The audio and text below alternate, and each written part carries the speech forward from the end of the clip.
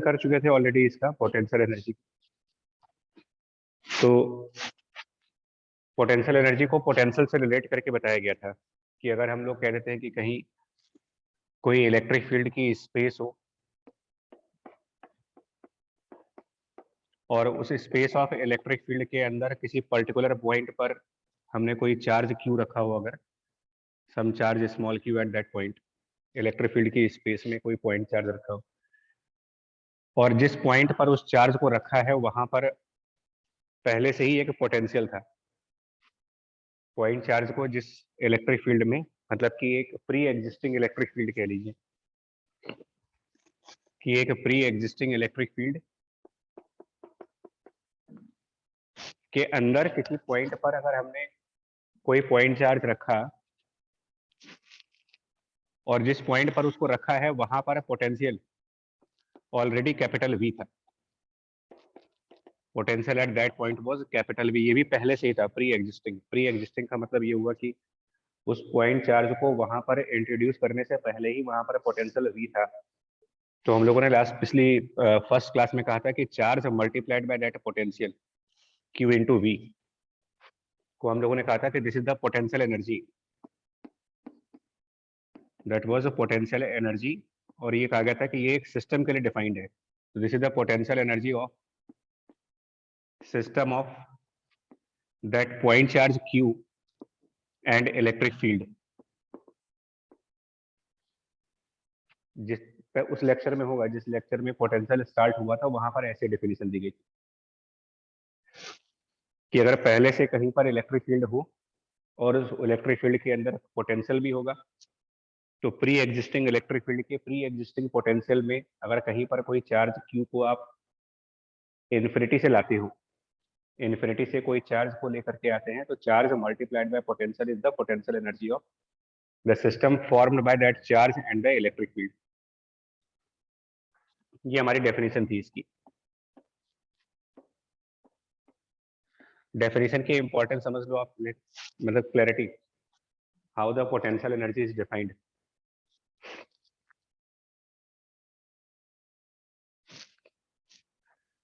कोई डाउट है इसमें डेफिनेशन में? No sir. नो नहीं ना? सर। No sir. तो सुनिए, तो पहले से ही इलेक्ट्रिक फील्ड एग्जिस्ट करनी चाहिए, एक इलेक्ट्रिक फील्ड ऑलरेडी प्रेजेंट होनी चाहिए और उस ऑलरेडी प्रेजेंट इलेक्ट्रिक फील्ड में हम कोई चार्ज क्यू को इनफाइनाइट से किसी पॉइंट तक लाए हैं और ऐसा करने के प्रोसेस में इन्फिनिटी से प्री एग्जिस्टिंग इलेक्ट्रिक फील्ड के अंदर किसी चार्ज को लाने के प्रोसेस में कुछ वर्क किया जाता है। बेसिकली वो वर्क क्यू इंटू वी होता है और उसी को पोटेंशियल एनर्जी भी कह सकते हो। और हमारे एनसीईआरटी की डेफिनेशन भी यही है, that potential at a point की जो डेफिनेशन दी गई है अपने एनसीईआरटी में या किसी भी बुक में, वो यही कह रहता है, it is the amount of work, it is the amount of work to bring a test charge from infinity to a particular point. अब इसी को एक्सटेंड करोगे यार, इस चीज को एक्सटेंड कर देते हैं और इसके हिसाब से देखते जरा पोटेंशियल एनर्जी अलग अलग सिस्टम्स की कैसे निकालोगे। डिफरेंट डिफरेंट टाइप के सिस्टम्स की पोटेंशियल एनर्जी कैलकुलेट करनी है। पहला एग्जांपल, दो पॉइंट चार्ज वाला शायद हो चुका है हमारा, potential energy for a two point charges Q1 Q2 के केस में शायद कर चुके हैं, K Q1 Q2 by R yes sir. है ना? चलिए, तो मैं फिर बोल रहा हूँ, जैसे प्री एग्जिस्टिंग इलेक्ट्रिक फील्ड, ये जो प्री एग्जिस्टिंग इलेक्ट्रिक फील्ड है ये से कि किसी डाइपोल की वजह से है। There is a dipole of dipole moment P, a dipole of dipole moment P is present, already present है। तो जब डाइपोल पहले से ही प्रेजेंट होगा तो नेचुरल सी बात है इसके आसपास इलेक्ट्रिक फील्ड भी होगी। And if we bring some charge q, if we bring some charge q at some point in the electric field of this dipole, so what is the potential energy between these two? मतलब वो जो charge हम लेकर के आए हैं, positive charge, suppose dipole से small r distance पे लाए, तो now what is the potential energy between the system of this charge and dipole? मोटा मोटा आप ये समझो पहले तो, आप सर ये जो पी डी का पोटेंशियल है, integral. this potential will be by that pre-existing electric field. pre-existing electric field का potential है ये, मतलब पोटेंशियल एनर्जी जो हम कैलकुलेट कर रहे हैं वो कर रहे हैं बिटवीन, पोटेंशियल एनर्जी का कैलकुलेशन होता है between this point charge and इस पॉइंट चार्ज को जिसके इलेक्ट्रिक फील्ड में लेकर के गए हो आप। तो जैसे यहाँ पर हम एक पॉइंट चार्ज को डाइपोल के इलेक्ट्रिक फील्ड में ला रहे हैं, तो डाइपोल का पोटेंशियल रखेंगे, पोटेंशियल एनर्जी निकालने के लिए Q इंटू वी लगाएंगे। इसीलिए मैं बोल रहा हूँ डेफिनेशन पहले बहुत अच्छे से समझिए। Q is the charge which is brought in some electric field by other charges.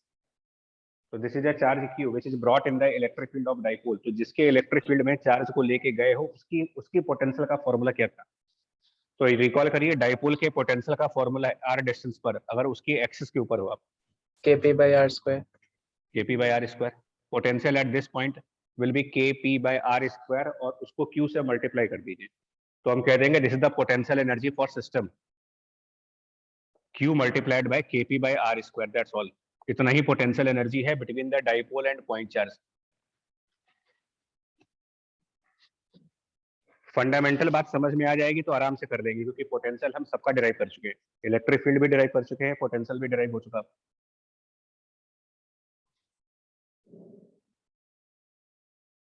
अगर हम इसी चार्ज को एग्जांपल्स हैं, और ये क्या बोलोगे, पोटेंशियल एनर्जी किसका है? ये पोटेंशियल एनर्जी इस चार्ज का है, या फिर ये पोटेंशियल एनर्जी इस डाइपोल का है, या फिर ये दोनों के सिस्टम का है? सिस्टम का है। Always for the system. अगर हम ऑब्वियसली सेकंड एग्जांपल देखें, अगर अच्छा ये जो पोटेंशियल एनर्जी का हम यूज कर रहे हैं वर्ड कि पोटेंशियल एनर्जी इतना होगा, आगे इसका न्यूमेरिकल जो आता है वो एनर्जी कंजर्वेशन वाले ही आते हैं। एक एग्जांपल दिखा देता हूँ, इसका न्यूमेरिकल किस टाइप का आ सकता है एनर्जी कंजर्वेशन के पॉइंट से देखें अगर, तो ये तो डायरेक्ट क्वेश्चन हो गया। इनडायरेक्ट क्वेश्चन कुछ इस तरीके से हो सकता है कि there is a charge capital Q which is fixed at some point, और a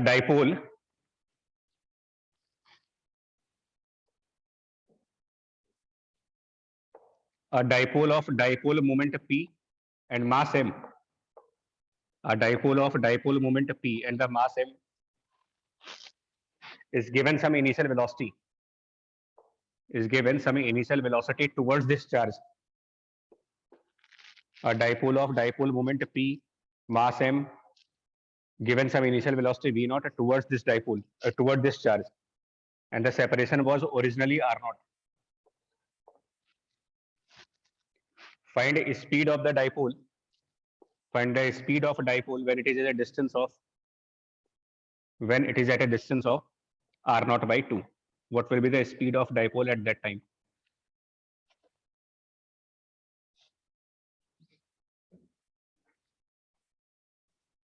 क्योंकि पोटेंशियल एनर्जी डायरेक्ट निकालना और इनडायरेक्ट न्यूमेरिकल्स ऐसे आएंगे, तो अब इसमें क्या करोगे आप? सर एनर्जी कंजर्वेशन लगाएंगे, लेकिन पोटेंशियल एनर्जी का फॉर्मूला सही होना चाहिए सर। यहाँ पर वो वाला फॉर्मूला काम नहीं करेगा kq1 q2/r वाला, क्योंकि वो फॉर्मूला 2 पॉइंट चार्जेस के लिए था और ये जनरलाइज फॉर्मूला है। तो अगर इसको यूज करा जाए तो इनिशियल पोटेंशियल एनर्जी क्या लिखोगे आप? कंजर्वेशन तो लगाएंगे बट इनिशियल पोटेंशियल एनर्जी की वैल्यू, तो initial potential energy will B, अच्छा इससे कोई मतलब नहीं है कि मोशन में ये वाला चार्ज है या मोशन में डाइपोल है, क्योंकि पोटेंशियल एनर्जी किसी एक का नहीं होता। मतलब हम चार्ज के इलेक्ट्रिक फील्ड में डाइपोल को लाएं या डाइपोल के इलेक्ट्रिक फील्ड में चार्ज को लेकर के जाएं, दोनों से सेम ही पोटेंशियल एनर्जी आएगी।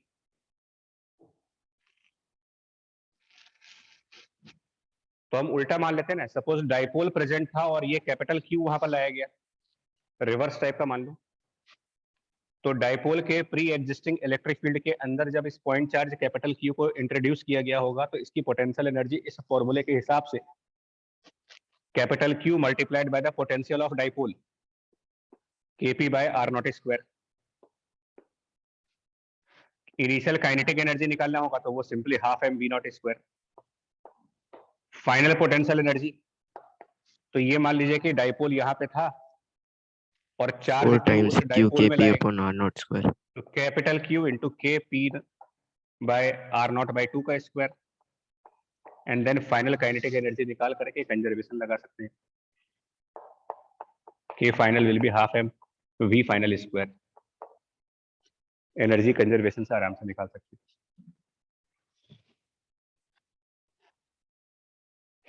Dipole coming in the electric field of charge और charge coming in the electric field of dipole similar चीजें हैं।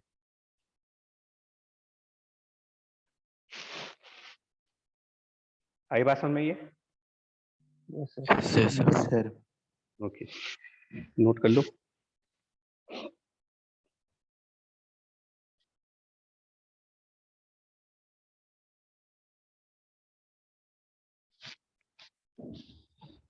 नोट कर ले भाई। ठीक, ये सबसे फंडामेंटल है, चाहे जितना ही एडवांस न्यूमेरिकल ले आओ।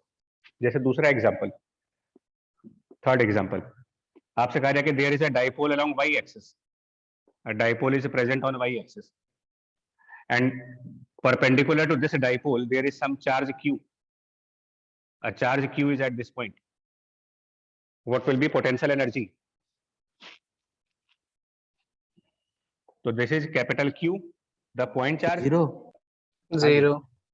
और इस पॉइंट चार्ज को डाइपोल के इलेक्ट्रिक फील्ड में, डाइपोल के इलेक्ट्रिक फील्ड में इस चार्ज को जिस पॉइंट पर रखा है आपने, यहाँ पर प्री एग्जिस्टिंग यानी कि डाइपोल का पोटेंशियल एट दिस पॉइंट वो 0 आता है, तो हम कह देंगे Q मल्टीप्लाइड बाय 0 वैल्यू, तो there is no potential energy, zero potential energy. इसका मतलब क्या हुआ कि इन्फिनिटी से इस चार्ज को यहाँ तक लाने में हमें कोई वर्क नहीं करना पड़ेगा। इन्फिनिटी से अप टू दिस पॉइंट इस चार्ज को लाने में 0 work. Physical significance of potential energy, ये वर्क डिफाइन करता है चार्ज को इनफाइनाइट से वहां तक लाने का।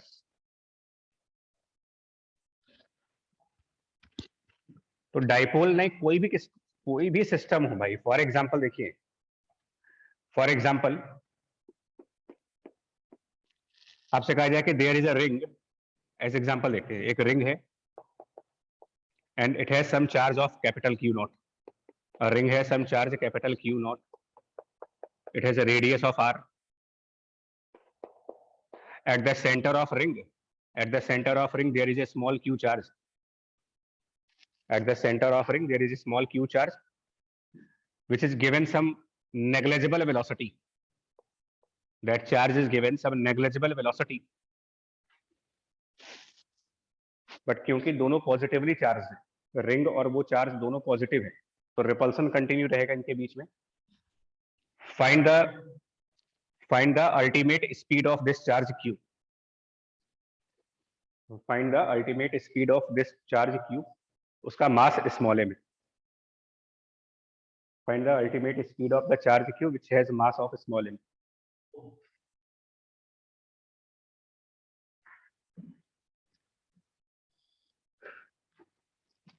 अल्टीमेट स्पीड का मतलब क्या हुआ? Ultimate speed of this charge मतलब क्या? सब पोटेंशियल से निकलने के बाद वाली, फील्ड से कहां पर चला जाएगा ये चार्ज? अल्टीमेटली कहां चला जाएगा? इन्फिनिटी पर। तो बेसिकली आपको ये बताना है कि जब वो चार्ज इन्फिनिटी पे होगा तो उस समय उसमें क्या स्पीड होगी, that is the ultimate speed. और इन्फिनिटी पर क्यों जाएगा? Because of repulsion, like charges will repel. तो करना तो एनर्जी कंजर्वेशन सही है, बट यही वाला कंसेप्ट यूज करेंगे पोटेंशियल एनर्जी को निकालने के लिए। तो जो इनिशियल पोटेंशियल एनर्जी होगी उसमें हमारा पॉइंट चार्ज Q और वो प्री एग्जिस्टिंग रिंग के सेंटर पर है, तो पोटेंशियल प्री एग्जिस्टिंग चार्ज मतलब कि रिंग के सेंटर पर पोटेंशियल का फॉर्मूला वो होता है K by R plus negligible speed देने तो काइनेटिक एनर्जी कुछ होगा नहीं इसमें, और जब इन्फिनिटी पर चले जाएंगे तो potential free existing 0, only kinetic energy will be there, simple सा half mv square. स्टार्टिंग करने वाले न्यूमेरिकल्स इस तरीके से होते हैं कुछ.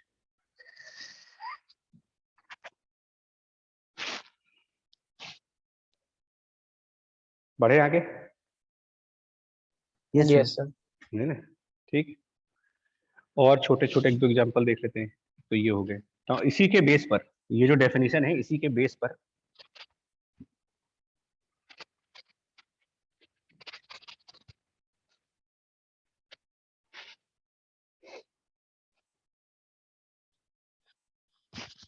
इसी के बेस पर हम ऐसे भी कह सकते हैं, पोटेंशियल का ये जो डेरिवेशन है, जो फॉर्मूला है, इस बेस पर आप ऐसे भी कह सकते हो कि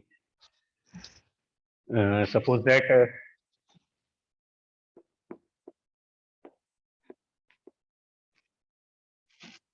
मतलब ये डेरिवेशन भी है और न्यूमेरिकल भी है, प्रॉब्लम भी है, और वो ये है calculate the energy of conducting sphere, calculate the energy of a conducting sphere of radius r. Obviously उसमें कुछ चार्ज भी होगा, चार्ज इज कैपिटल क्यू. एक कंडक्टिंग स्फीयर जिसकी रेडियस r है और चार्ज q है, उसका एनर्जी.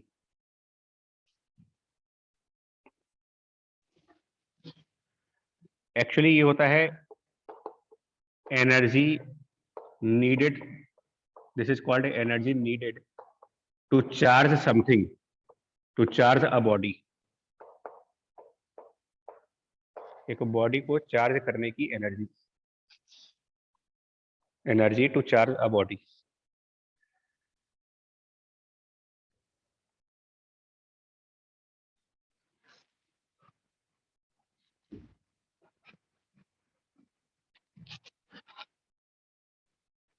तो इसके लिए ना एक काम करते हैं, इस क्वेश्चन को तो भी करेंगे, बट एक सिंपल सा कंसेप्ट देखो आप.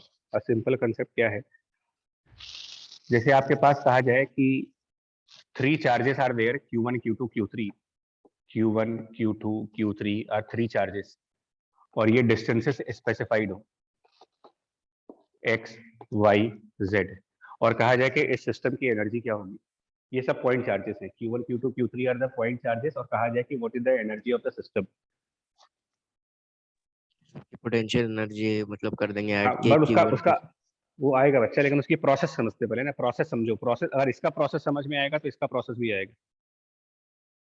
तरीका क्या होता है, हम लोग क्या कह रहे हैं, पोटेंशियल एनर्जी का कंसेप्ट तब, पोटेंशियल एनर्जी कंसेप्ट रियलाइज तब होता है जब किसी पहले से एग्जिस्ट करती हुई इलेक्ट्रिक फील्ड में कोई चार्ज को लाए.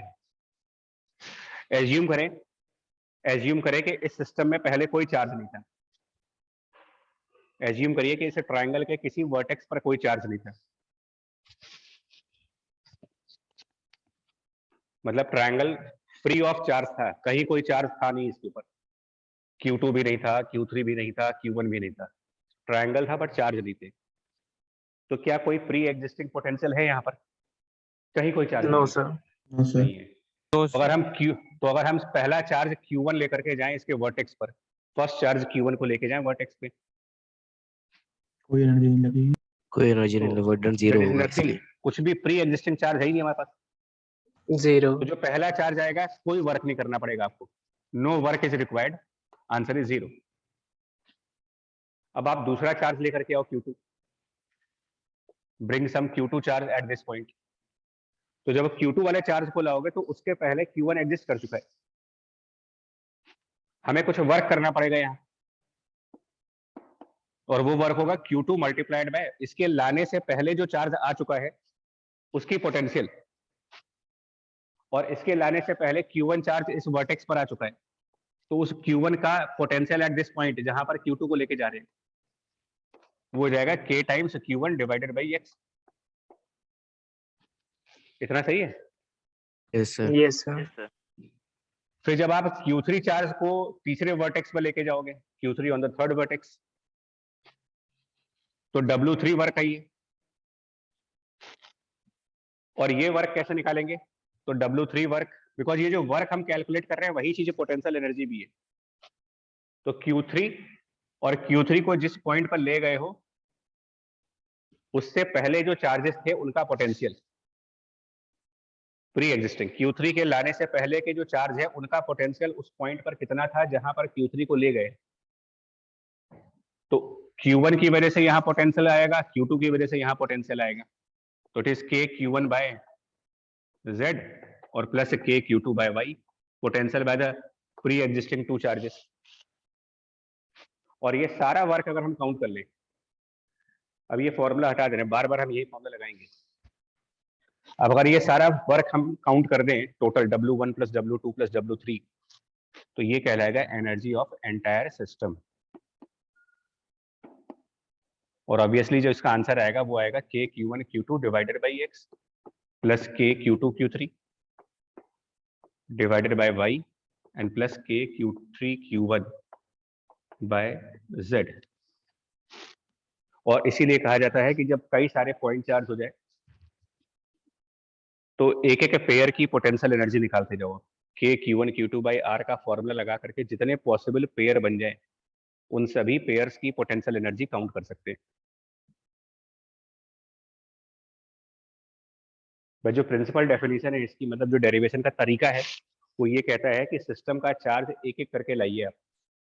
Bring Q1 first, then bring Q2, then bring Q3 and just calculate करते जाओ कि वर्क कितना आएगा इसमें। ऑब्वियसली सबसे पहला चार्ज जो लाए होंगे उसमें तो कोई वर्क नहीं आएगा, फर्स्ट चार्ज जो सिस्टम में आया होगा। Yes sir. ठीक, तो this is potential energy for a system of 3 point charges, और इसको एक्सटेंड किया जा सकता है for any number of point charges. Point charges के केसेस में जितने भी पेयर बनते हैं, जितनी पेयर्स बनेंगी उन सारे पेयर की पोटेंशियल एनर्जी काउंट की गई है। अब यही कंसेप्ट जरा आप यहां लगा दो, अगर ये प्रोसेस समझ में आएगा तो ये भी समझ में आएगा। एक कंडक्टिंग स्फीयर को चार्ज किया जा रहा है, तो इसको भी तो चार्ज ही कर रहे हैं, इसे ट्रायंगल को भी तो चार्ज कर रहे हो। यहाँ Q1 चार्ज कर रहे हो, यहाँ Q2 चार्ज कर रहे हो, यहाँ Q3 चार्ज कर रहे हो, तो हम स्फीयर को भी चार्ज कर रहे हैं। तो ये तो क्लियर है कि जो कंडक्टिंग स्फीयर है, हम ऐसा मान लेते हैं कि जो हमारा कंडक्टिंग स्फीयर था, कंडक्टिंग स्फीयर वो स्टार्टिंग में बिल्कुल न्यूट्रल था, इनिशियली न्यूट्रल था, कोई चार्ज नहीं था इसके ऊपर। फिर हम धीरे धीरे धीरे धीरे धीरे चार्ज ला करके और इसके सरफेस पर डिपॉजिट कर रहे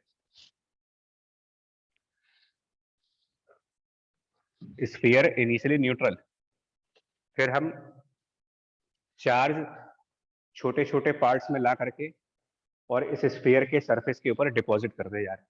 और एक सर्टेन टाइम बाद, एक सर्टेन टाइम T सेकंड्स के बाद मान लिया कि इसके सरफेस पर स्मॉल Q चार्ज डिपॉजिट हो चुका है, स्मॉल Q चार्ज इसके सरफेस पर डिपॉजिट है।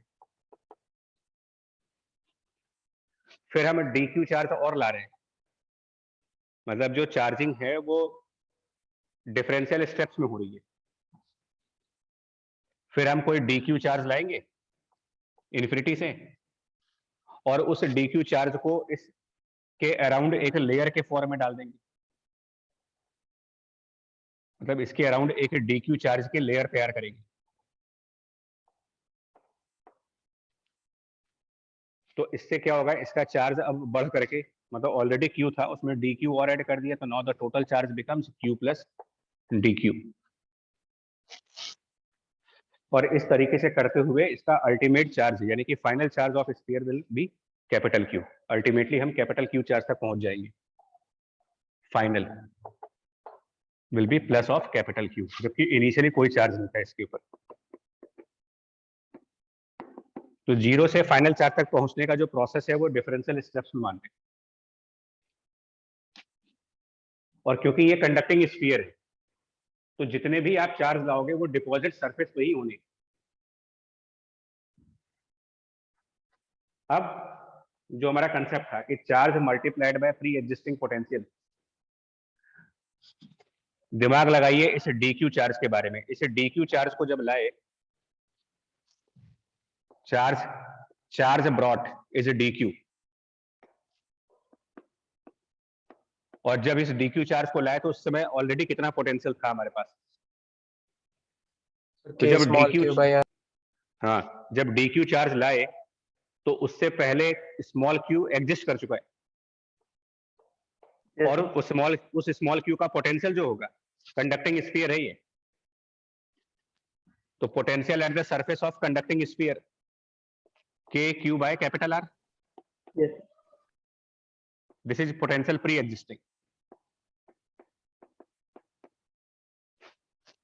तो दिस इज वर्क जो हम डी क्यू चार्ज को बिल्डअप करने में लगाएंगे, और पूरे स्फीयर को चार्ज करने का जो वर्क होगा इसी को इंटीग्रेट करेंगे वेरिएबल स्मॉल क्यू की इनिशियल लिमिट 0 से और वेरिएबल स्मॉल क्यू की फाइनल लिमिट कैपिटल क्यू तक, और इसको कह देंगे ये कंडक्टिंग स्फीयर का energy, potential energy of conducting sphere, जिसका फॉर्मूला बन जाता है k times Q square divided by 2 times of r।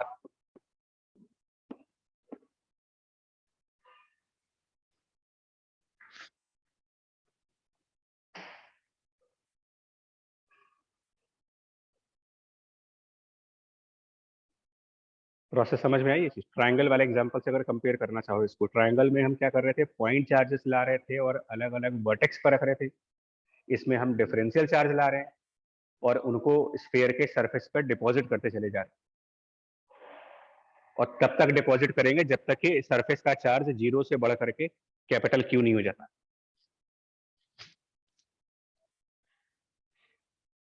Formula कौन सा यूज किया है वो देख लीजिए, charge multiplied by pre existing potential difference.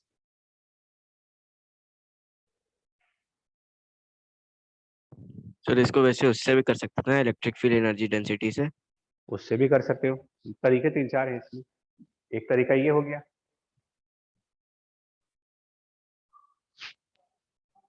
ये डेरिवेशन आई समझ में? Yes sir. Yes sir. This is Q square, हाँ this is Q square by 8 pi epsilon into capital R, अगर हम के की वैल्यू रख दें। और ऑल्टरनेटिवली अगर आप इसको याद करने के तरीका चाहते हो मुझसे कैसे याद होगा ये चीज, तो उसके लिए मैं एक बार फिर ये बोलूंगा, कैपेसिटेंस ऑफ आइसोलेटेड स्फीयर, मतलब कि सिंगल स्फीयर, सिंगल स्फीयर की कैपेसिटेंस का फॉर्मूला होता है 4 pi epsilon R, single sphere के केस में।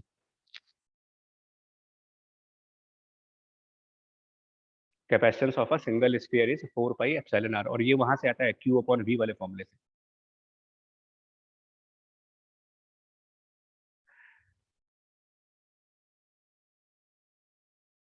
और energy of a capacitor, energy of capacitor, अब ये सब क्यू 12th स्क्वायर बाय के 2c। फॉर्मूले हैं।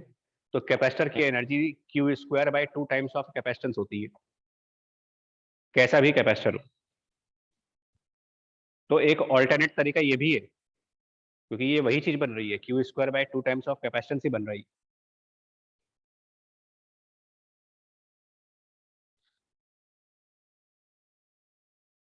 मतलब energy of a capacitor, energy of charging और Q मल्टीप्लाइड बाय V, ये सब अलग अलग एनर्जी नहीं है यार, एनर्जी सब एक ही है, सॉल्व करने के तरीके अलग अलग हैं।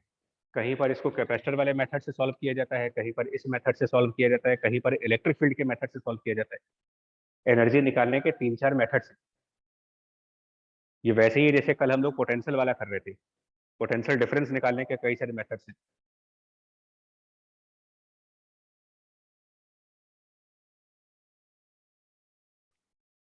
तो अब आपको मेमोराइज करना है, मेमोराइज ये करना है कि for a conducting sphere the potential energy is Q square by 8 pi epsilon 0 r, और इसको सेल्फ एनर्जी का भी नाम दिया गया है।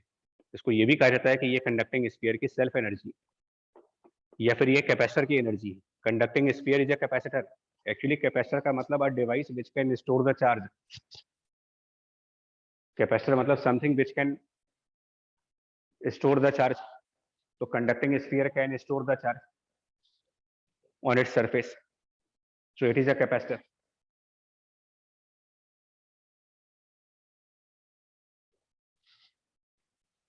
ठीक है, यहाँ तक तो बताएं, आगे बढ़ते हैं। Yes sir. Yes sir. जी, अभी हम इलेक्ट्रिक फील्ड के थ्रू एनर्जी निकालने का कंसेप्ट नहीं टच करना चाह रहे, वरना सारे कंसेप्ट मिक्स हो जाते हैं।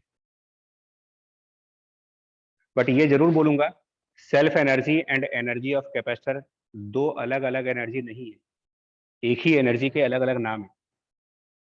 चाहे उसको आप ये नाम दे दो, चाहे उसको ये नाम दे दो, है वो सेम ही।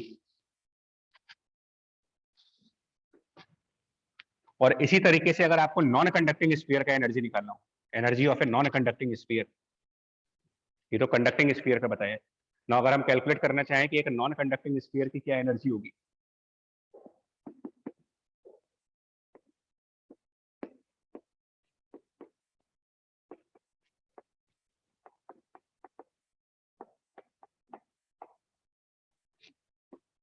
पहली बात तो आपको ये समझना पड़ेगा कि एनर्जी ऑफ अ बॉडी, किसी भी चार्ज बॉडी की एनर्जी का मतलब क्या चीज है।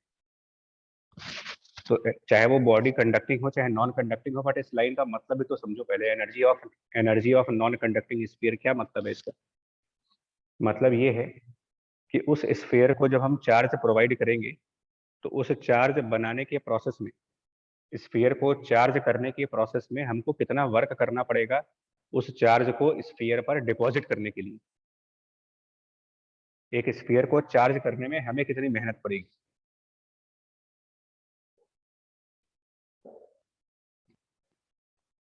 तो इसमें भी ऐसे मानो, इसमें ये मान लो कि we have a non conducting sphere of radius capital R and initial there is no charge, Q initial is 0, a non conducting sphere has 0 charge, and finally that non conducting sphere has a charge of capital Q. Initially कोई charge नहीं था, finally Q charge हुआ। तो charge ऐसा तो है नहीं कि अचानक से आया होगा, क्योंकि एक चार्ज को कहीं पर डिपॉजिट होने में कुछ समय लगेगा, क्योंकि चार्जिंग करंट से होगी। तो करंट इनफाइनाइट तो फ्लो कर नहीं जाएगी कि चार्जिंग इंस्टेंटेनियसली हो जाए, जैसे ही स्विच ऑन किया तुरंत चार्ज हो जाएगी। किसी भी डिवाइस को चार्ज करने में समय लगता है, बैटरी को चार्ज करिए टाइम लगता है, मोबाइल चार्ज करिए टाइम लगता है, कोई भी चीज चार्ज करोगे कुछ टाइम लगेगा उसको, क्योंकि चार्जिंग धीरे धीरे बढ़ती है। स्टार्टिंग फ्रॉम 0 होगा, 5%, 10%, 20%, 50%, फिर 100% पहुंचेगा। तो हमने क्या किया, इनिशियल मोमेंट और फाइनल मोमेंट के बीच का कोई स्टेज लिया। बट नोटिस करिए ये नॉन कंडक्टिंग स्फीयर है, तो स्फीयर का साइज ऑलरेडी कैपिटल आर था, और बीच में किसी टाइम टी पर suppose that small R radius is filled with charges, क्योंकि ये नॉन कंडक्टिंग है तो चार्ज हमें वॉल्यूम में डालना, चार्ज हमें वॉल्यूम के अंदर ऐड करना है इसकी। तो मान लिया किसी टाइम टी पर स्मॉल आर रेडियस तक का वॉल्यूम जो है, उतने वॉल्यूम में चार्ज फिल कर दिया गया, और फिर dt सेकंड्स के बाद dr की एक लेयर, dr वॉल्यूम की जो लेयर होगी उसमें भी चार्ज फिल कर देंगे, उसमें कुछ चार्ज ऐड कर देंगे। तो लेयर एक इस तरीके से हम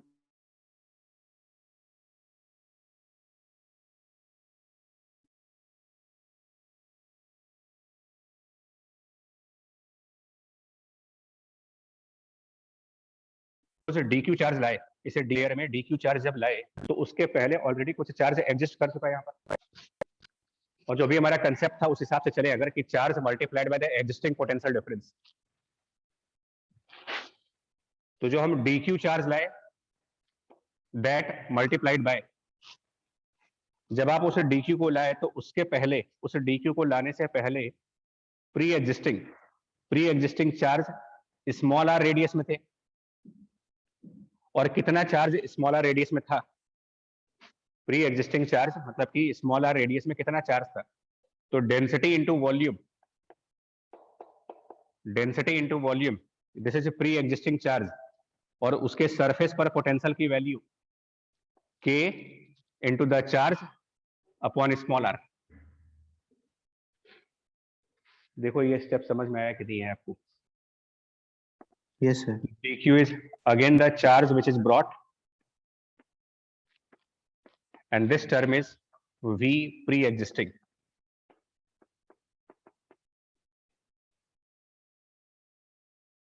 और हम dq को भी रिप्लेस कर सकते हैं यहाँ पर।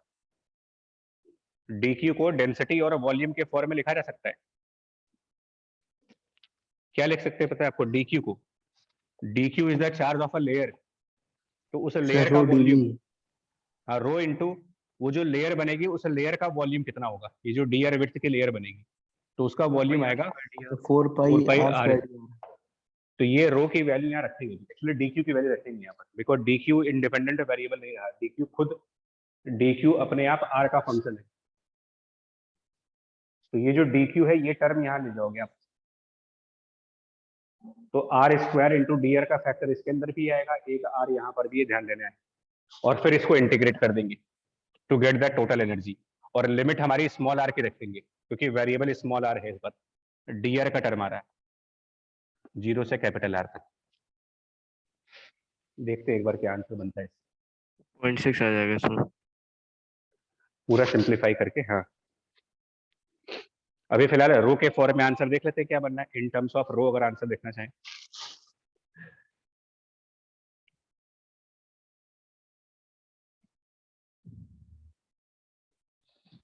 तो एक रो यहाँ पर आएगा, एक रो डी क्यू में आएगा, तो रो स्क्वायर का टर्म हो गया। 4 पाई यहाँ पर है, एक 4 पाई डी क्यू में जाएगा, तो 16 pi square,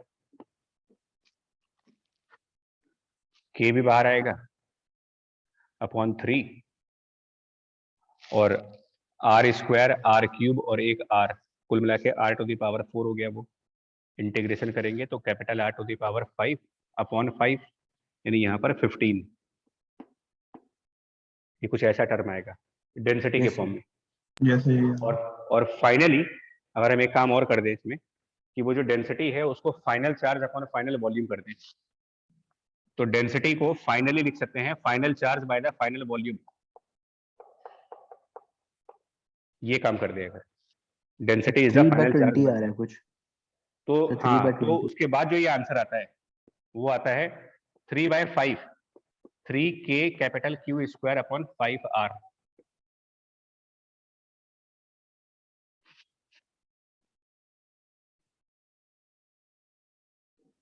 yes sir. Sir के को नहीं रखेंगे तो ये आएगा। अगर के ना रखे तो हाँ, और के रख देंगे तो फिर यही चीज वैसे बन जाएगी। फिर अगर के रख दोगे तो ये बन जाएगा 3 Q square upon 20 pi epsilon naught are.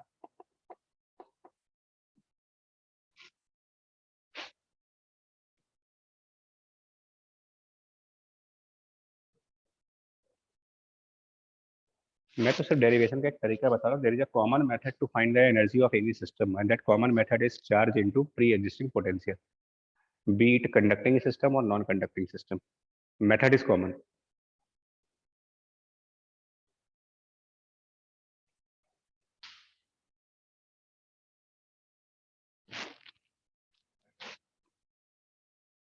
इसको बोलेंगे self energy of a non conducting sphere. But इसको कैपेसिटर से कंपेयर नहीं कर पाओगे, because non conducting is not a capacitor. Capacitor के डेफिनेशन में ही बोलते हैं सिस्टम ऑफ कंडक्टर्स। तो इसका तो यही तरीका रहेगा सॉल्व करने का।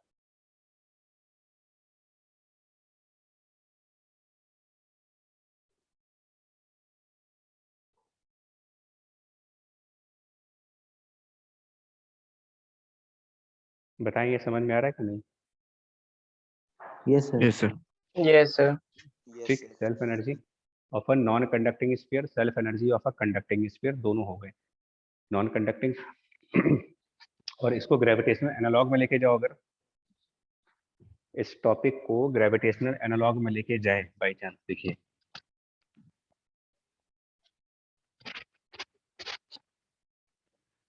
तो ये कह सकते हो कि for a thin zero thickness का हॉलो स्फीयर होगा, a thin hollow sphere of radius R and mass m। तो ये किसके एनालॉग हुआ? थिन हॉलो स्फीयर का एनालॉग इलेक्ट्रोस्टैटिक में कंडक्टिंग स्फीयर के साथ ले सकते हो, बिकॉज थिन हॉलो स्फीयर में मास प्रेजेंट होगा सरफेस के ऊपर, और कंडक्टिंग स्फीयर में चार्ज की प्रेजेंस सरफेस के ऊपर है। Thin shell. तो इसकी जो एनर्जी होगी, जिसको सेल्फ एनर्जी कह रहे हैं, self gravitational energy, self gravitational energy तो स्फीयर वाला फॉर्मूला याद करिए, स्फीयर वाला फॉर्मूला था k into Q square by 2r, conducting sphere वाला। एनालॉग करते रहिए, जो k है उसके एनालॉग पर कैपिटल G, क्यू स्क्वायर के एनालॉग पर capital m square by 2r। Self gravitational self energy बोलोगे इसको, लेकिन एक डिफरेंस है, माइनस साइन। और वाई माइनस साइन मतलब यहां पर हमें वर्क नहीं करना होता है, ये चीज अपने आप होती है, ग्रेविटेशनल अपने आप होने वाला वर्क है। And the reason is gravitation is attractive. Attractive force होती है। अट्रैक्टिव फोर्सेस की पोटेंशियल एनर्जी माइनस में ही जाएगी, जस्ट बिकॉज इलेक्ट्रोस्टैटिक में क्या होता है, like charges repel, but gravitation में लाइक मासेस, क्योंकि अनलाइक मास होते ही नहीं है, पॉजिटिव नेगेटिव मास तो होते नहीं, तो ग्रेविटेशन में अट्रैक्शन ही होती है हमेशा, इसलिए माइनस में जाता है ये सर। इसी का पॉजिटिव पार्ट बाइंडिंग एनर्जी बोलते हैं। आपसे पूछा जाए कि हॉलो स्फीयर की binding energy of a thin hollow sphere, तो यही चीज प्लस में कह दो आप।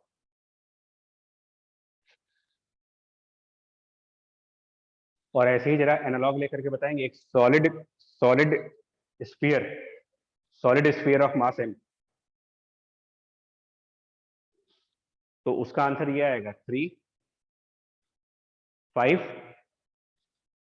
Capital G m square upon r, बाहर एक माइनस का sign, -3 capital G m square upon 5r कह सकते हो, self energy of solid sphere of mass capital M।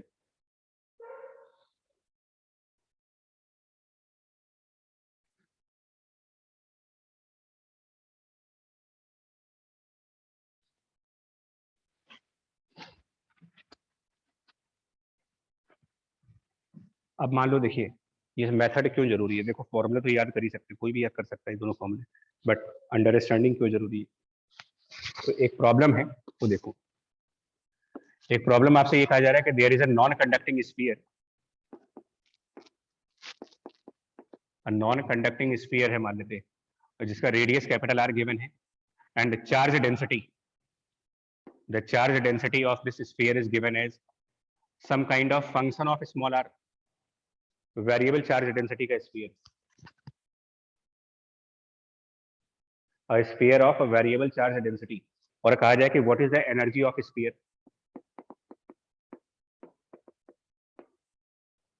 Find the energy of this sphere, या फिर self energy of the sphere, या फिर potential energy of the sphere, सब मतलब एक ही है। या find the energy of electric field, उसका भी यही मतलब है, एनर्जी का मतलब कुल मिलाकर के एक है, energy of sphere, energy of electric field, potential energy, self energy, सब अलग अलग तरीके हैं बुलाने के।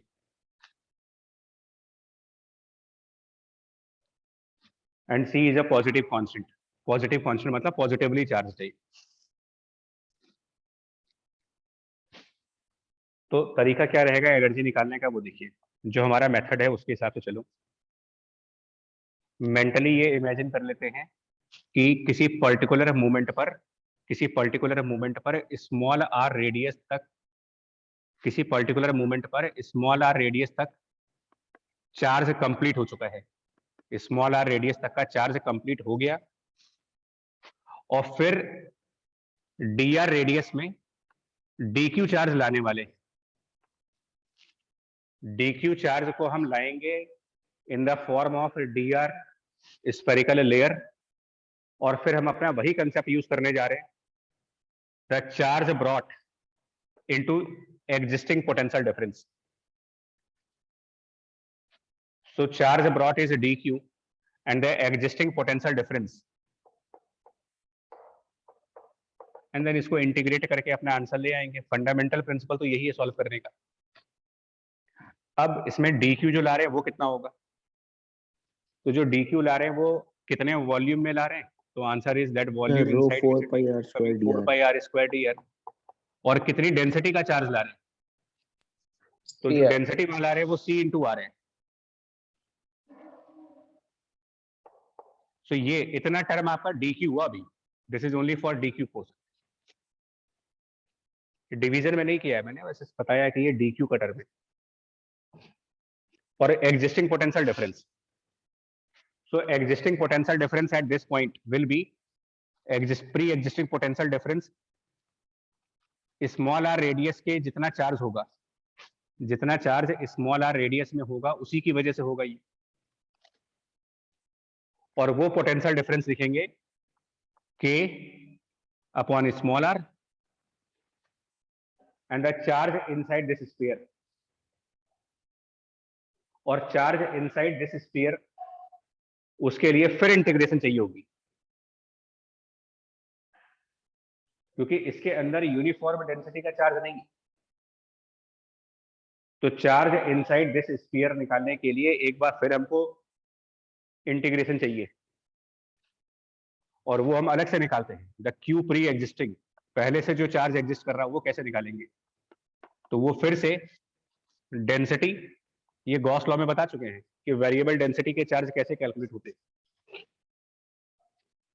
Variable density into the differential volume,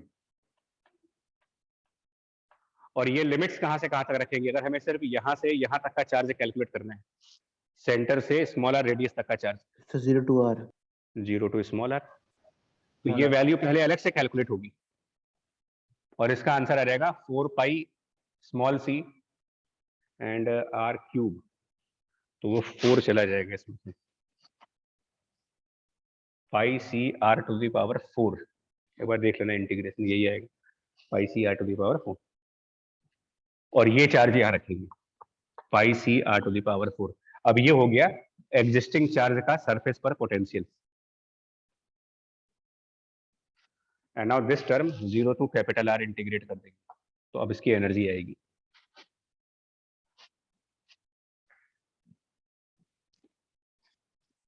तो चाहे यूनिफॉर्म डेंसिटी के स्फीयर हो, चाहे नॉन यूनिफॉर्म डेंसिटी के स्फीयर हो, भाई यूनिफॉर्म डेंसिटी में बस इतना ही फर्क था कि प्री एग्जिस्टिंग चार्ज का कैलकुलेशन सिंपल तरीके से हो रहा था। प्री एग्जिस्टिंग चार्ज को कैलकुलेट करने के लिए density into pre existing volume ये कर रहे थे।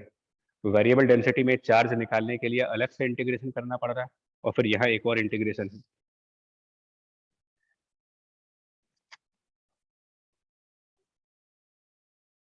आया मेथड समझ में? Yes, sir. Yes, sir. ठीक, मतलब इससे क्या होगा कि question to question method vary नहीं कर रहा है मेरा, सिंपल मैं कहना ये चाह रहा हूँ कि एनर्जी निकालने के लिए हम मल्टीपल मेथड्स पे नहीं जा रहे, एक मेथड पकड़ लिया है, उस मेथड से हम conducting sphere, non conducting sphere, uniform density, non uniform density, सब कुछ है, मेथड नहीं बदल रहे हैं।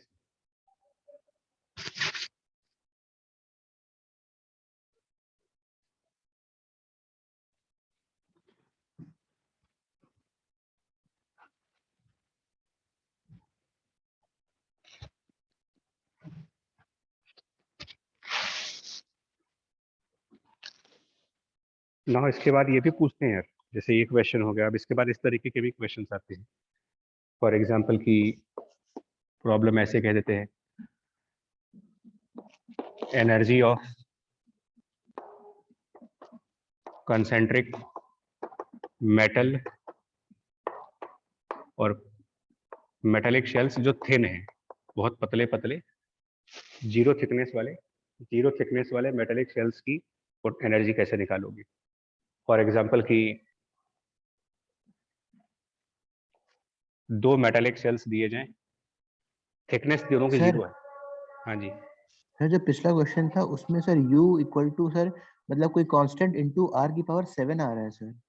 वो आने दीजिए, कोई बात नहीं, वो कांस्टेंट की भी तो अपनी कुछ डायमेंशन होगी ना, अच्छा हाँ ये यस ये क्योंकि जो डेंसिटी हमने लिया था वो c इंटू आर लिया था, तो डेंसिटी वाज कूलम्ब पर मीटर स्क्वायर, कूलम्ब पर मीटर क्यूब, और ये r मीटर्स में है, तो ये कांस्टेंट डायमेंशन लेस नहीं होगा। Yes sir.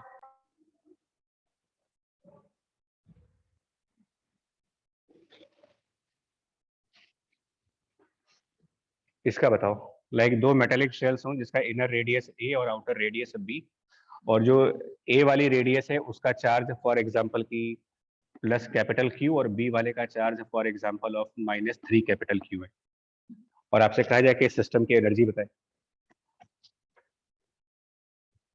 सिस्टम की एनर्जी क्या होगी।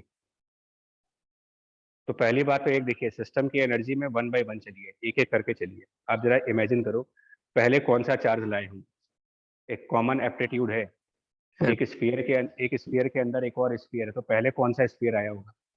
तो सबसे अंदर वाला इसकी रेडियस अंदर है। वाला। अंदर वाला। अंदर वाला ही लाओगे, क्योंकि एक बार बड़ा स्फीयर के अंदर छोटा स्फीयर तो जाएगा नहीं। पहले छोटा स्फीयर लाओगे, फिर उसके बाहर एक बड़ा स्फीयर आएगा। तो इमेजिन करिए कि पहले कहीं कोई चार्ज नहीं है, कोई चार्ज नहीं ला रहे कहीं पर।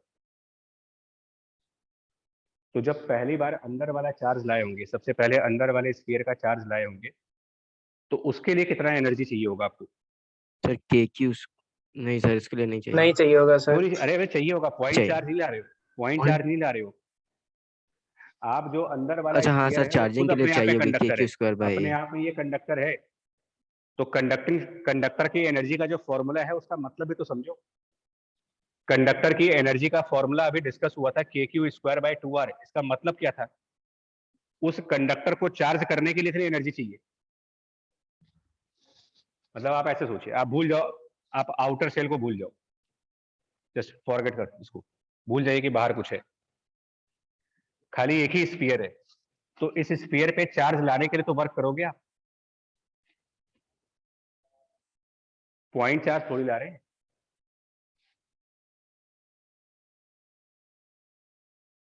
और क्यों करेंगे वर्क? क्योंकि इस स्फीयर का ये चार्ज एक झटके में तो आएगा नहीं। मान लीजिए आपको 10 कूलम्ब चार्ज लाना है, 10 माइक्रो कूलम्ब लाना है, तो ऐसा तो है नहीं कि 10 माइक्रो कूलम्ब इंस्टेंटेनियसली आ जाएगा इसके ऊपर। वो 10 माइक्रो कूलम्ब भी तो रुक रुक करके आ रहा होगा। इसी का तो डेरिवेशन किया था अभी हम लोगों ने, के क्यू स्क्वायर बाय 2r। नहीं आ रही बात समझ में क्या? ये आ गई आ सर। गई सर। जो energy of a conducting sphere आपने फॉर्मूला बनाया है, उसका मतलब भी तो समझो कि एक इस कंडक्टिंग स्फीयर के ऊपर चार्ज डिपॉजिट करने के लिए इतना वर्क चाहिए, भले उस कंडक्टिंग स्फीयर के अगल बगल कुछ ना हो। तो जो हमने सबसे पहले अंदर वाले स्फीयर की बात की होगी, सबसे अंदर वाला स्फीयर, उसके ऊपर जो क्यू चार्ज डिपॉजिट किया, कैपिटल क्यू जो डिपॉजिट किया,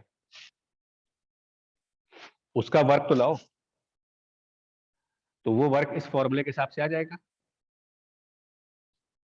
सो energy will be K Q square by 2 times of A. इतना वर्क अंदर वाले स्फीयर पर प्लस क्यू चार्ज डिपॉजिट करने में लगेगा आपको। अब उसके बाहर एक कंसेंट्रिक सेल ला रहे हो आप। तो जब इसके बाहर एक और कंसेंट्रिक सेल लेकर के आएंगे, 9 के क्यू स्क्वायर बाई 2 भी। सुनिए, हाँ, और उस कंसेंट्रिक सेल के ऊपर -3q चार्ज लाना है आपको टोटल। ये अलग बात है कि उसके अंदर वाली साइड पर -q आएगा और बाहर वाली साइड पर -2q आएगा। बट क्योंकि जीरो थिकनेस है इसकी, जीरो थिकनेस में क्या होता है कि हम दोनों चार्ज को एक सिंगल सरफेस पर मान लेते हैं। तो बेसिकली टोटल चार्ज जो हम ला रहे हैं वो -3q ला रहे हैं। अब जो आप टोटल -3q चार्ज बाहर वाली शेल पर ला रहे हो, बाहर वाली शेल पर जब -3q चार्ज ला रहे हो, तो प्री एग्जिस्टिंग क्या क्या है? पहली बात तो ये जो -3q हम बाहर वाली शेल पर ला रहे हैं, उसके पहले अंदर वाली शेल पर, उससे पहले अंदर वाला शेल आ चुका है।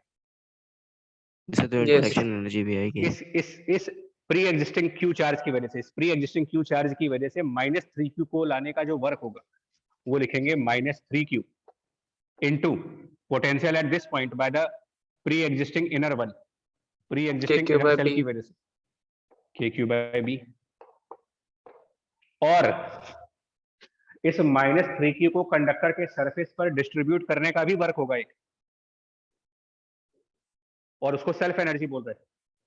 वो उस फॉर्मूले से आएगा, k इंटू उसका चार्ज -3q जिसका square upon 2 times of b। ये दो अलग अलग वर्क ला रहे हैं।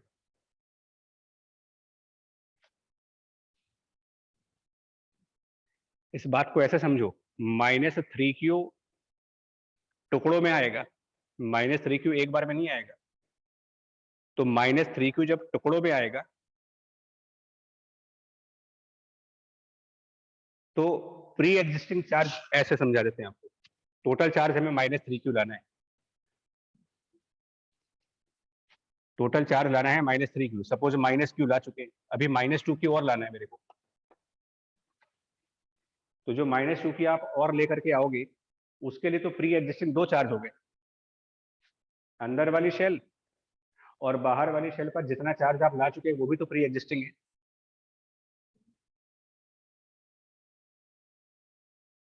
नहीं है समझ में? आ गई सर। अरे आ गई सर। आउटर शेल के लिए 2 टर्म्स क्यों लिखे जा रहे हैं, समझ में आ रहे हैं आपको?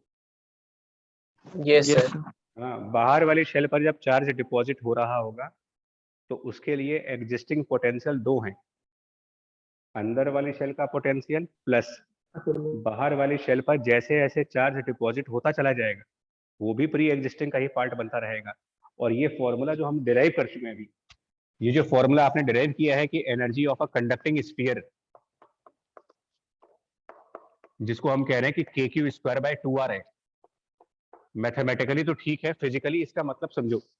फिजिकली इस बात का मतलब ये है कि एक कंडक्टर के ऊपर कैपिटल Q चार्ज को डिपॉजिट करने के प्रोसेस में वर्क चाहिए आपको। इस Q चार्ज को कंडक्टिंग सरफेस पर लाने का वर्क है, बट वो कंडक्टिंग सरफेस पहले से ही किसी और सरफेस के पास में भी है, तो डबल वर्क हो गया। इतना वर्क तो खुद के सरफेस पे चार्ज को डिस्ट्रीब्यूट करने के लिए चाहिए, प्लस एक्स्ट्रा वर्क इसलिए चाहिए कि इस कंडक्टिंग स्फीयर पे जब चार्ज डिस्ट्रीब्यूशन हो रहा है तो पहले ही अंदर एक चार्ज प्रेजेंट है, तो इसकी वजह से भी एक टर्म आ रहा है।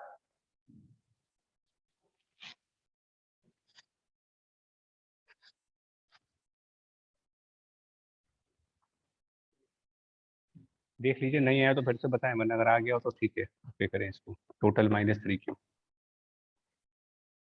सर आ गई। आ गया। Yes sir. ओके जी। तो इस तरीके से ये टोटल एनर्जी कहलाएगी। इसमें ये कहलाएगा अंदर वाले की सेल्फ एनर्जी, ये कहलाएगा बाहर वाले की सेल्फ एनर्जी। इसको ऐसे भी समझिए, एक बात और, अगर अंदर वाला स्फीयर ना होता, मान लीजिए खाली बाहर वाला स्फीयर होता, अंदर स्फीयर होता ही नहीं, और सिर्फ बाहर वाला स्फीयर होता और उसके ऊपर -3q लाना होता मेरे को, तब भी मुझे ये वर्क तो करना ही पड़ेगा। Yes sir. हाँ जी, यस सर। क्योंकि कोई भी स्फीयर फ्री में चार्ज नहीं होता भाई। एक स्फीयर को आप फ्री में चार्ज नहीं कर पाओगे, चार्ज करने के लिए पैसे लगेंगे, एनर्जी खर्च होगी। दुनिया में कोई ऐसी डिवाइस तैयार नहीं हुई है जिसमें बिना एनर्जी खर्च किए चार्जिंग हो जाए उसकी।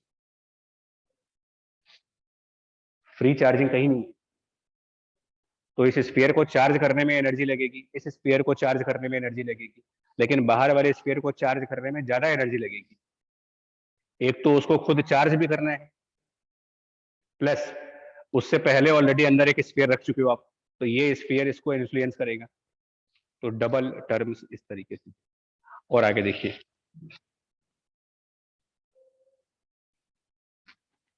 ये सिस्टम की एनर्जी हुई पूरी। अब ऐसे ही जैसे देखो, आपको एक और एग्जांपल दिखाएं। सपोज दैट, पहले डिफरेंस समझ लेते हैं, डिफरेंस समझो। अगर हम एक आइसोलेटेड स्फीयर की बात करें, आइसोलेटेड स्फीयर हो और कंडक्टर हो, इसको चार्ज करने के लिए क्या वर्क चाहिए मेरे को? अगर इसके ऊपर Q चार्ज रखना है तो मुझे कितना वर्क करना पड़ेगा इस Q चार्ज को 0.5 लाने में? kq²/r। और क्यों करना पड़ेगा ये वर्क? kq²/2r का वर्क आप क्यों करोगे?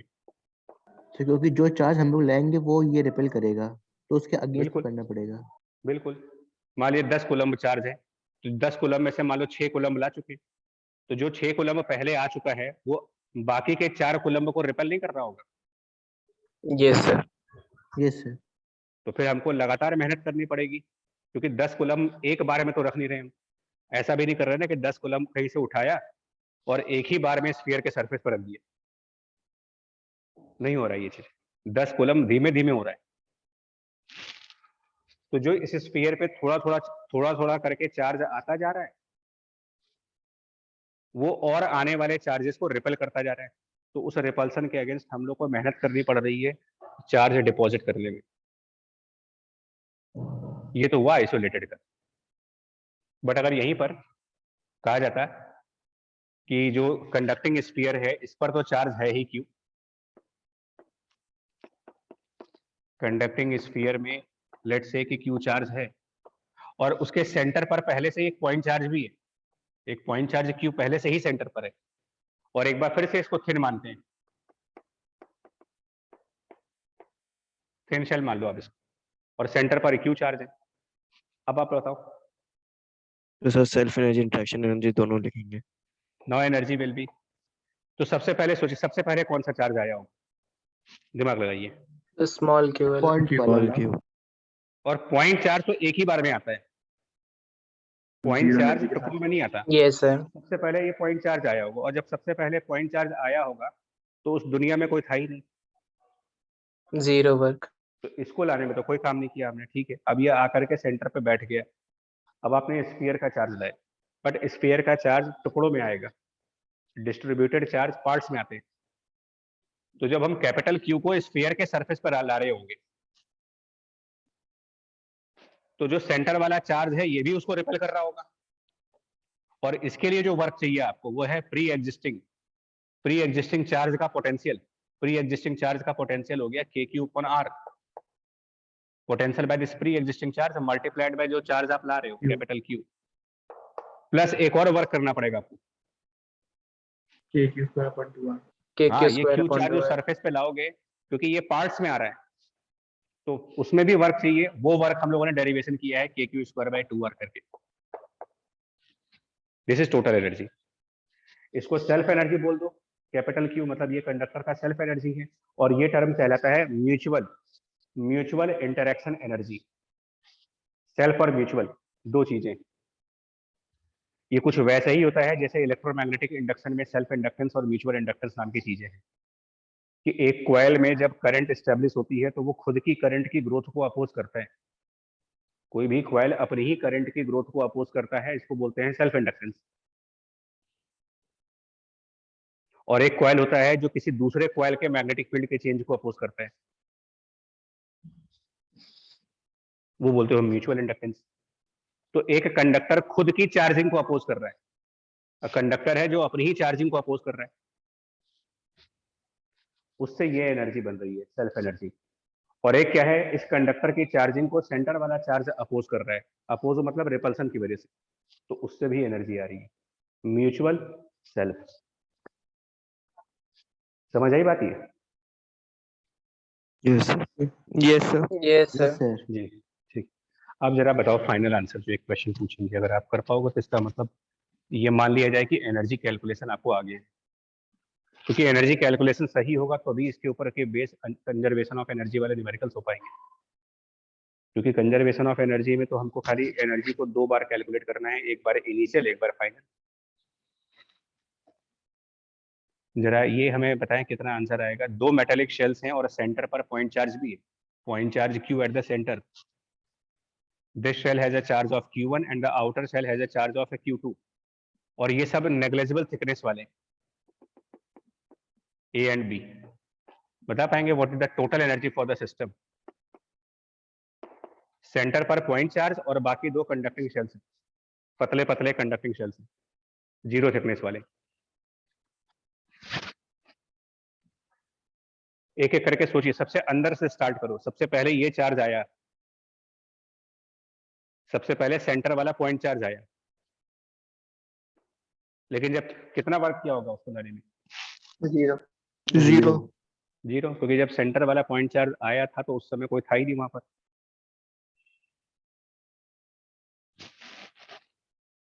सर इसमें एनर्जी हमारा टोटल 5 टरबाइन है सर। Sir Yes, 0.5। ये सर लेकिन मैं 0.5। अलग अलग Yes, पूछना चाह रहा हूँ, मैं sir। अलग अलग इसलिए पूछना चाह रहा हूँ, मेरे को अलग अलग भी पूछना है क्योंकि कोई भरोसा नहीं है एग्जाम्स में क्वेश्चन के पूछने का तरीका बदला जा सकता है।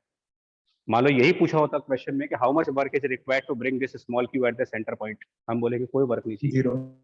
क्योंकि एक बार बाहर वाला स्फीयर बन जाएगा तो इसको आप इसको ब्रेक करके तो चार्ज जाएगा नहीं अंदर, तो पहले सेंटर वाला चार्ज गया होगा। फिर आपसे पूछा how much work is required for charging of the, how much work is needed for charging of this inner shell. तो मैं इसलिए क्लैरिटी चाह रहा हूँ, आंसर तो मैं ले आऊंगा। तो सबसे सेंटर वाले के लिए 0। अब बताइए Q1 चार्ज जब लाए होंगे तो कितना वर्क किया गया होगा? k q1 square upon K 2a Q1 plus square k upon 2a q1 upon a k Q1 square by 2a plus कुछ और भी करना होगा, k K q1 Q1 upon upon small q Q1 plus into हाँ, Q1 क्योंकि जब आप Q1 charge ला रहे होंगे तो Q1 के लिए प्री एग्जिस्टिंग स्मॉल q है, उसका potential KQ by a, KQ by a। This is the work which is required for bringing this Q1 charge. How much work is required for bringing Q2 charge now?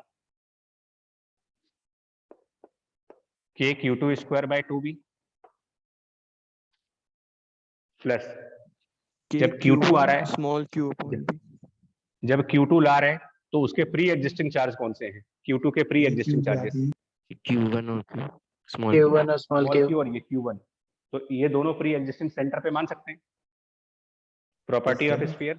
yes sir total charge at centre is now K small q plus Q1 and divided by the potential के लिए B रखेंगे नीचे यहाँ पर। ये समझ पाए क्या रखा हमने यार यहाँ? yes sir yes sir अब आगे इसको सिंप्लीफाई करके 5 टर्म्स बन जाएंगे अपने। तो ये 2 सेल्फ एनर्जीज हो गई, बाकी सब इंटरेक्शन एनर्जी कहलाएगी।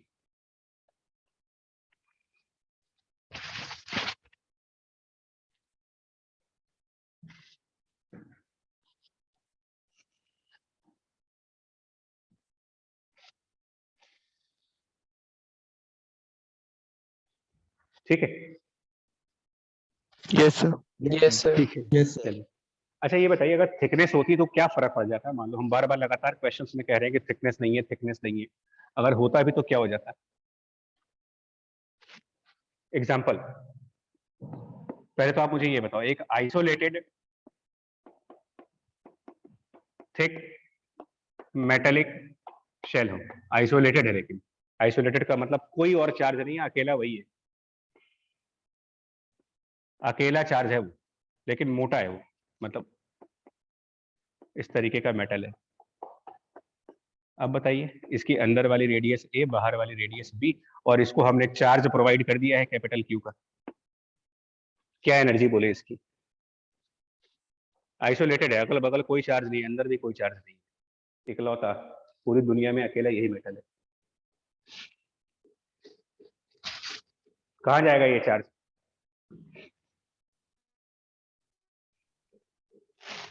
बिकॉज मोटा शेल मतलब 2 सरफेस मानने पड़ेंगे आपको। ये चार्ज अंदर वाले सरफेस पे दिखाएं कि बाहर वाले सरफेस पे दिखाएं, या थोड़ा थोड़ा इधर थोड़ा इधर? बाहर वाले पे तो पूरा डिस्ट्रीब्यूट हो जाएगा। पूरा कहाँ? गॉस लॉ होना चाहिए, अंदर की साइड कोई चार्ज नहीं आ सकता इसका। yes ये सारा चार्ज बाहर के सरफेस पर रहना चाहिए, अंदर इसलिए नहीं आ सकता क्योंकि गॉस लॉ रेस्ट्रिक्ट कर रहा है उसको। याद करिए ना, बाहर का चार्ज अंदर नहीं आ सकता ना, क्योंकि अगर यहाँ पर चार्ज दिखा दिया और मेटल के अंदर हर एक पॉइंट पर इलेक्ट्रिक फील्ड 0 होती है, तो यहाँ के किसी भी गॉसियन सरफेस के अंदर नेट चार्ज 0 होना चाहिए। तो जब ये चार्ज खाली बाहर बाहर जाना है तो क्लियर है कि इसका आंसर जो आएगा वो हो जाएगा K into capital Q square upon 2 B रखेंगे इसमें, एक तरीके से बाहर का सरफेस चार्ज हो रहा है, इसमें कोई डाउट नहीं है। no sir no sir radius का कंफ्यूजन था, रेडियस का कंफ्यूजन दूर हो गया कि रेडियस अंदर वाली रखनी है कि बाहर वाली रखनी है, तो आंसर है बाहर वाली रखो, क्योंकि बाहर ही चार्जिंग होगी, इसके अंदर चार्जिंग होनी नहीं।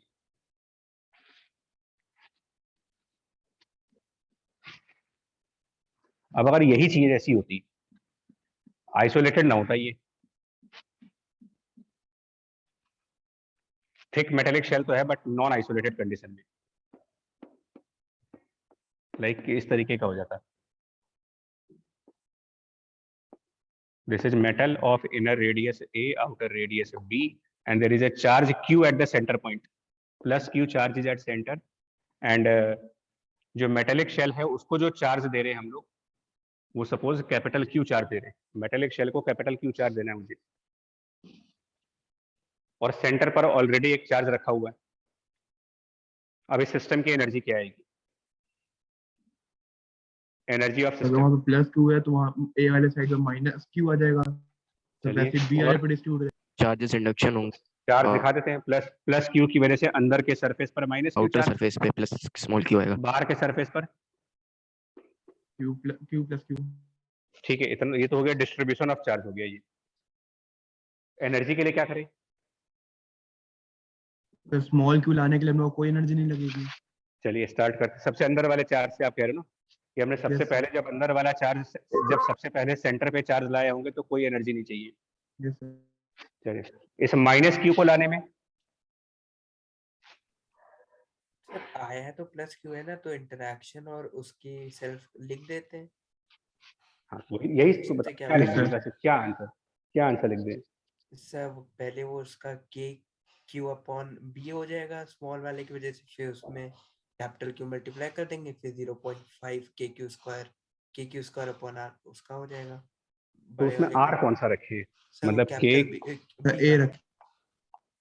मतलब के क्यू स्क्वायर बाय 2 वाला कह रहे हो ना आप? इसमें नीचे रेडियस क्या रखें, ए सर या बी बी? अच्छा बी। इसमें और इसमें और क्या टर्म कर दें? प्लस सर स्मॉल क्यू और K small Q upon B into capital Q. अच्छा, यहाँ भी बी, इस तरीके से, मतलब ये आंसर है इसका। नहीं सर मेरे ख्याल से तो ये- हो सकता है हम अभी, ठीक है, कोई दिक्कत नहीं, डिस्कशन से ही चीजें बनेगी। एक ऑप्शन, मतलब एक एक कैंडिडेट का कहना ये है कि ये आंसर है इसका। बाकी लोगों से भी देखते हैं ना, बाकी लोग को हो सकता है कि आपसे एग्री करें या फिर हो सकता है उनका कुछ अलग आंसर बने।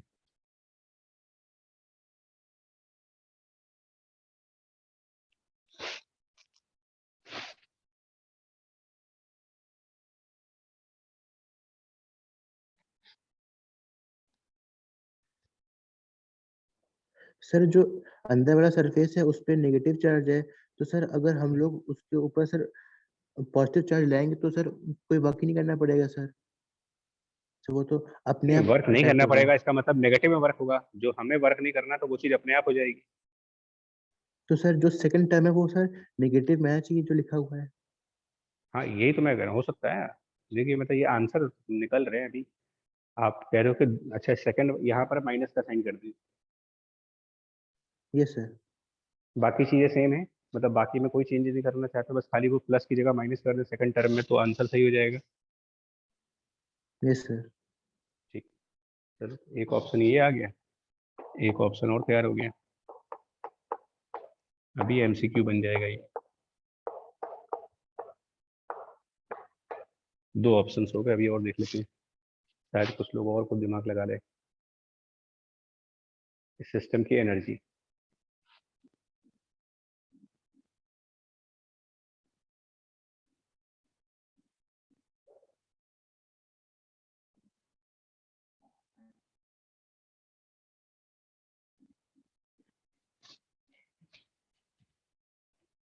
बोलो जिसके पास जो आइडियाज है बताओ, हो सकता है तुम्हें लोगों को सिंपल आइडियाज मिल जाए। जैसे एक मिला, ये हो सकता है ये सही हो।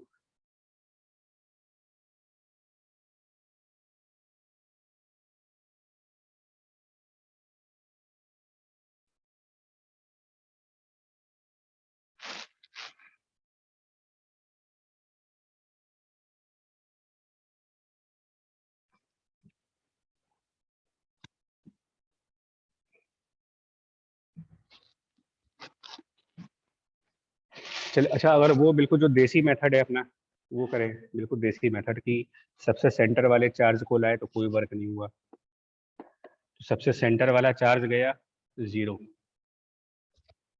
फिर ये माइनस क्यू आया।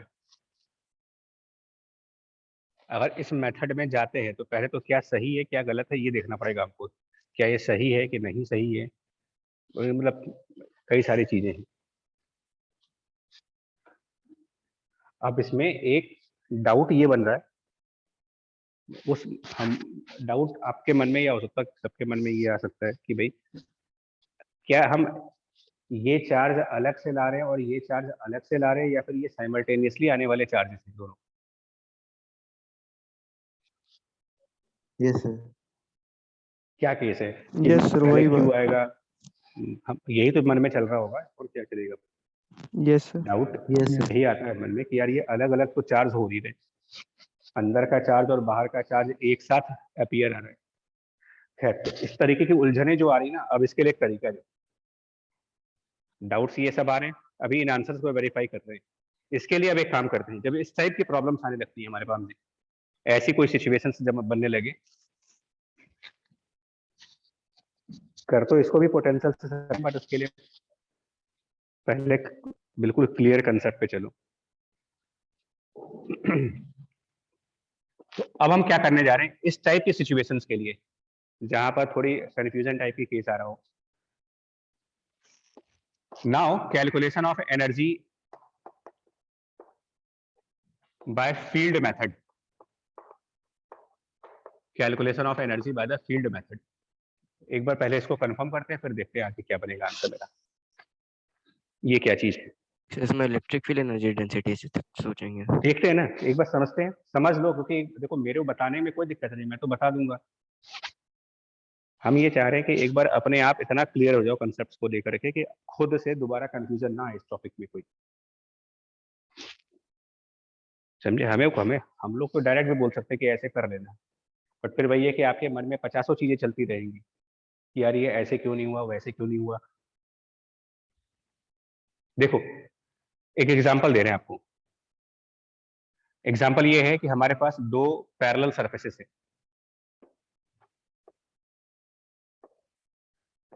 टू पैरेलल सरफेसेस, और एक सरफेस के ऊपर प्लस सिग्मा की डेंसिटी का चार्ज है और एक सरफेस के ऊपर माइनस सिग्मा डेंसिटी का चार्ज है। Two infinitely large parallel surfaces with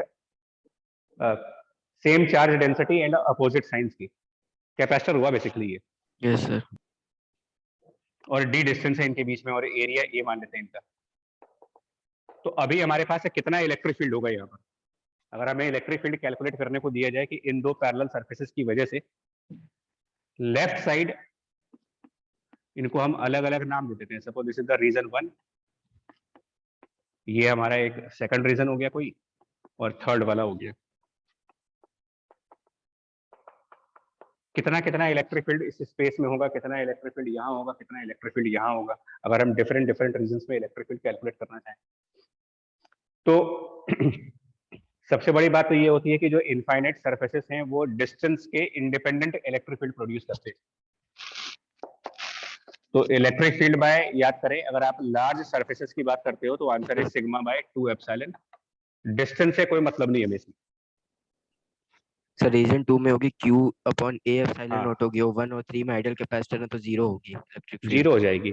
ये 1 और दोनों 3 सरफेसेस की डेंसिटी सेम है और डिस्टेंस का टर्म आता ही नहीं है, तो चाहे ये पॉइंट लेफ्ट सरफेस के नजदीक है और ये पॉइंट राइट सरफेस से दूर है, पर डिस्टेंस मैटर ही नहीं कर रहा। डिस्टेंस कम या ज्यादा का फर्क ही नहीं पड़ता ना हमको। तो ये दोनों सरफेसेस यहाँ पर सिमिलर इलेक्ट्रिक फील्ड प्रोड्यूस करेंगे, बट पॉजिटिव वाला सरफेस लेफ्ट साइड पर प्रोड्यूस करेगा और नेगेटिव वाला surface right side electric field produce करेगा। अगर इनको ए बी नाम दे दे तो electric field by surface A and electric field by the surface B same value, 0 answer हो जाएगा। Total electric field will be 0 at this point. Similarly region 3 में करोगे तो टोटल इलेक्ट्रिक फील्ड 0 आएगी। दोनों सरफेसेस के इलेक्ट्रिक फील्ड एक दूसरे को कैंसिल आउट करेंगे। और सेकंड वाले रीजन में जब जाओगे इस Q पार्ट अपॉन में, A एप्सिलॉन नॉट, हाँ, तो दोनों सरफेसेस सेम डायरेक्शन में इलेक्ट्रिक फील्ड प्रोड्यूस कर देंगे, और सिग्मा बाय 2 इसकी वजह से, सिग्मा बाय 2 इसकी वजह से टोटल इलेक्ट्रिक फील्ड इस पोर्शन में सिग्मा बाय एप्सिलॉन 0 आएगा। बाय 2 यहाँ से, बाय 2 यहाँ से, और सेम डायरेक्शंस में ऐड हो जाएंगे।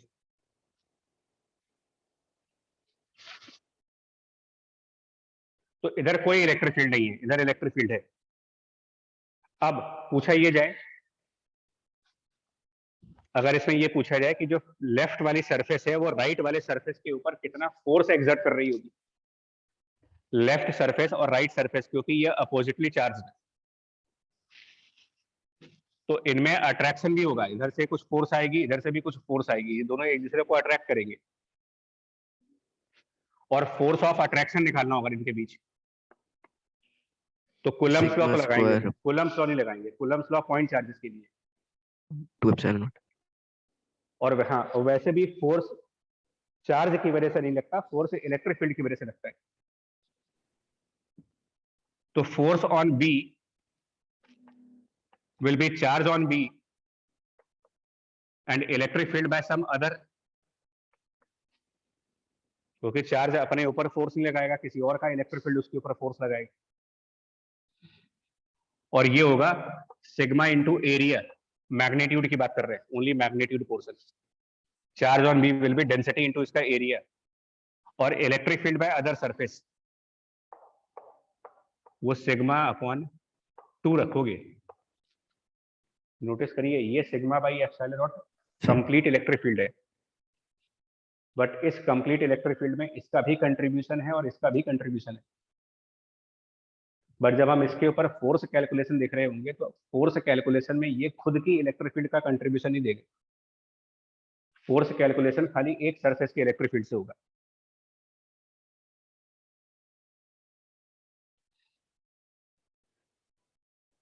आंसर आ जाएगा इससे? Yes sir. पूरा टॉपिक हो नहीं पाएगा बच्चा, यहीं तक थोड़ा सा करके कंप्लीट करेंगे। 3:30 पर मेरी दूसरी क्लास भी, इसको यहाँ पे जल्दी से कंप्लीट कर लेते हैं। नाउ अगर हम चाहते हैं कि ये जो सरफेस 2 है इसको हम कुछ आगे डिस्प्लेस करें बाय स्मॉल एक्स डिस्टेंस, इस सरफेस को एक्स डिस्टेंस डिस्प्लेस करना चाहते हैं, क्योंकि ये अपने आप नहीं होगा, क्योंकि कोलम्बिक फोर्स अट्रैक्शन की है, तो कोलम्ब फोर्स तो इन दोनों सरफेसेस को क्लोज लाने की कोशिश करेगा। तो अगर हम सरफेसेस के बीच में डिस्टेंस बढ़ाना चाह रहे हैं तो हमें कुछ एक्सटर्नल वर्क करना चाहिए, और पूछा जाए कितना एक्सटर्नल वर्क करोगे आप, कितना वर्क चाहिए आपको ये करने के लिए? इसमें x Externally और work। मल्टीप्लाई कर देंगे। तो हम माइनस हाँ टाइम कोलम्बिक फोर्स के अगेंस्ट वर्क करना चाहते हैं। बस माइनस है नहीं। माइनस प्लस मतलब छोड़ दीजिए, अगेंस्ट बोल रहे हैं। तो जो हम एक्सटर्नल फोर्स लगाएंगे वो लगभग इसी के बराबर लगाएं, कोलम्बिक फोर्स से हल्का सा ज्यादा लगाते हैं। कोलम्बिक फोर्स से नेग्लिजिबली ज्यादा फोर्स लगा दें अगर, तो हम लोग जीत जाएंगे और प्लेट राइट साइड चली जाएगी। Yes sir. तो ये फोर्स इनटू डिस्प्लेसमेंट, और क्योंकि फोर्स कांस्टेंट आ रही है, वेरिएबल फोर्स भी नहीं आ रहा, तो sigma square A upon 2 epsilon multiplied by that displacement force into distance, इतना वर्क हमको करना पड़ेगा।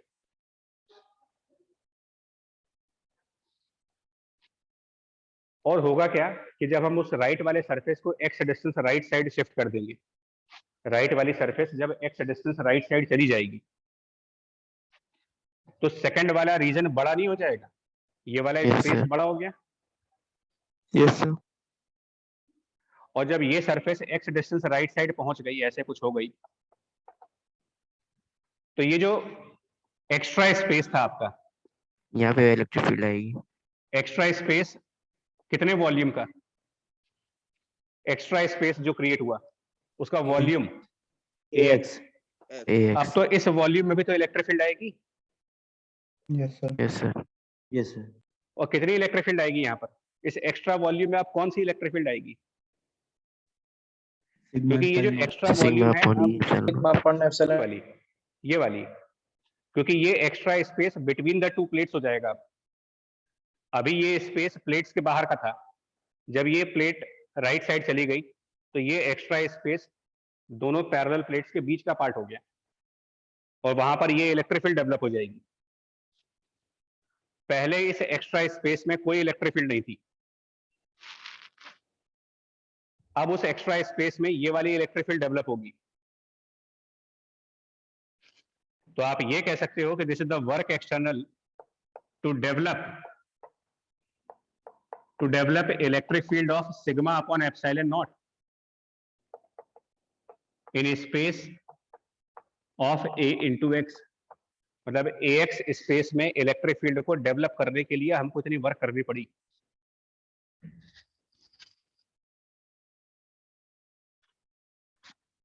आई बात समझ में? Yes yes sir. और यही वर्क अगर हम इलेक्ट्रिक फील्ड के फॉर्म में करना चाहें तो एक एप्सिलॉन से मल्टीप्लाई कर दीजिए नीचे, और एक एप्सिलॉन से ऊपर मल्टीप्लाई कर दीजिए, तो ये बन जाता है हाफ एक एप्सिलॉन ऊपर, sigma square by epsilon square, E square कह सकते हैं, square of the electric field, और ए इंटू एक्स वॉल्यूम था, work external divided by the volume कह दीजिए।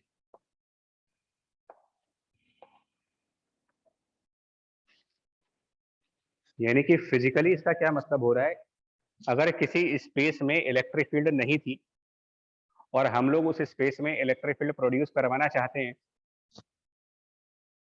एक स्पेस जहां कोई इलेक्ट्रिक फील्ड नहीं थी, उस स्पेस में इलेक्ट्रिक फील्ड सेटअप करना चाहते हैं, तो ये फ्री में नहीं होगा। एक स्पेस में इलेक्ट्रिक फील्ड सेटअप करने के लिए भी आपको काम करना पड़ेगा, और ये रिजल्ट कहता है 1 मीटर क्यूब, यानी कि यूनिट वॉल्यूम की स्पेस में, यूनिट वॉल्यूम के स्पेस में अगर आप इलेक्ट्रिक फील्ड जनरेट करना चाहते हो तो हाफ एप्सिलॉन ई स्क्वायर का वर्क चाहिए वहां पर।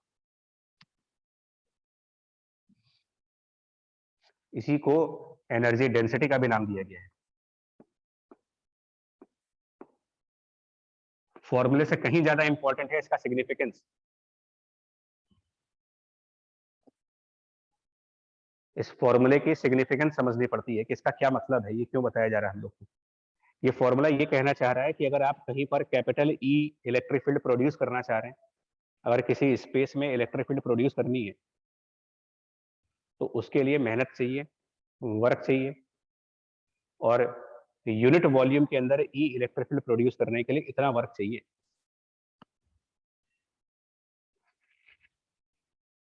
Work to create electric field.